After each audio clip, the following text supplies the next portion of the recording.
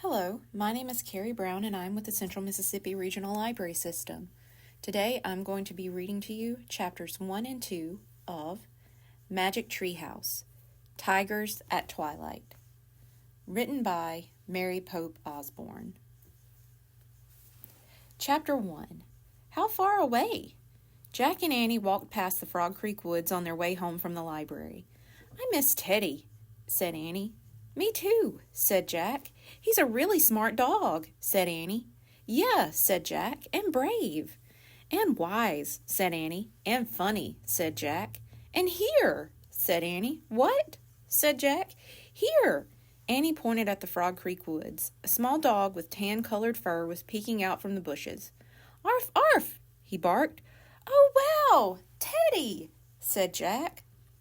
The little dog ran off into the woods. Let's go, said Annie. She and Jack raced after Teddy. The Frog Creek woods glowed with late afternoon sunlight. The dog ran between the trees and finally stopped at a rope ladder. It hung from the tallest oak tree and led up to the magic treehouse. Teddy waited for Jack and Annie to catch up. He panted and wagged his tail. Hi, you, cried Annie. She picked up the little dog and hugged him. We missed you. Yes, silly, said Jack. He kissed Teddy. Teddy licked his face. It's time to go get our third gift, asked Annie.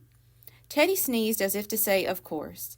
Annie grabbed the rope ladder and started up. Jack put Teddy inside his backpack and followed.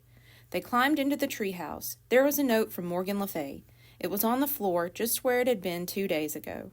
Jack let Teddy out of his pack. Annie picked up the note and read, This little dog is under a spell and needs your help. To free him, you must be given 4 special things. A gift from a ship lost at sea, a gift from the prairie blue, a gift from a forest far away, a gift from a kangaroo. Be wise, be brave, be careful. Morgan. Jack touched the first 2 gifts, which they had already gotten, a pocket watch from the Titanic and an eagle's feather from the Lakota Indians of the Great Plains. Now we have to get a gift from a forest far away, said Annie. I wonder how far away, said Jack. I know how to find out, said Annie. Where's our book? She and Jack looked around the treehouse for one of the research books that Morgan always left them. Arf, arf! Teddy pawed a book in the corner. Jack picked it up and read the title. Wildlife of India. Oh man, India, he said. That's very far away.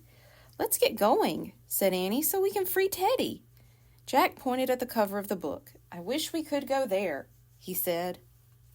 The wind started to blow. The treehouse started to spin. It spun faster and faster. Then everything was still, absolutely still.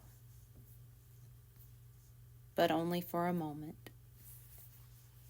Chapter 2. Ka and Ko. The warm air burst with sound. Cuckoo! Ee! Ah! Ah! What's going on? Said Jack. He and Annie looked out the window. The sky was lit by an orange glow as the sun went down. The treehouse was in a tree by a stream at the edge of a forest. The wild screeching and cawing came from the forest's tall, leafy trees. Just then, 2 creatures leaped onto the windowsill. Ah! Jack and Annie yelled, jumping back. Annie burst out laughing. Arf, arf! Teddy barked. 2 small monkeys peered at them. Their dark faces were framed with light gray fur. They looked as if they were wearing tiny parkas. Hi, said Annie. I'm Annie. He's Jack. And he's Teddy. What are your names? Cuckoo, cuckoo, the monkeys chattered. Cool, said Annie. She turned to Jack. Her name is Ka, and his name is Ko. Oh, brother, said Jack. I bet he is her brother, said Annie. Ka and Ko whooped as if laughing at Annie's joke. Their yellow eyes twinkled. We came to get a gift from the forest, said Annie. Do you know where we can find it? The monkeys nodded and chattered. Then they started down the tree. Using their long tails and arms, they swung from branch to branch. They jumped to the ground and looked up. Coming! Bring Teddy, Jack, Annie said.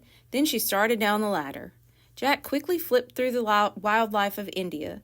He found a picture of gray monkeys. He read, This monkey is called a langur. The word langur means having a long tail. Jack pulled his notebook and pencil out of his backpack. He wrote, Langur means long tail. Annie's laughter came from below. blended with the sounds of the forest. "Arf, arf!" barked Teddy. Okay, said Jack. He put the book in his notebook and Teddy into his pack. Then he hurried down the ladder. Annie was playing with the langurs on the stream bank. Jack put Teddy on the ground. Ka bounded over to Jack and grabbed his hand. The langur's paw felt like a tiny human hand. Ka pulled Jack toward the forest. Ko pulled Annie, and Teddy scampered after them. The langurs climbed the huge leafy trees. Then they began swinging from branch to branch, like kids on a jungle gym. Annie dashed beneath the swinging monkeys. Teddy ran after her. Wait! Jack called, hurrying after them. "Annie, slow down! We don't know anything about this place."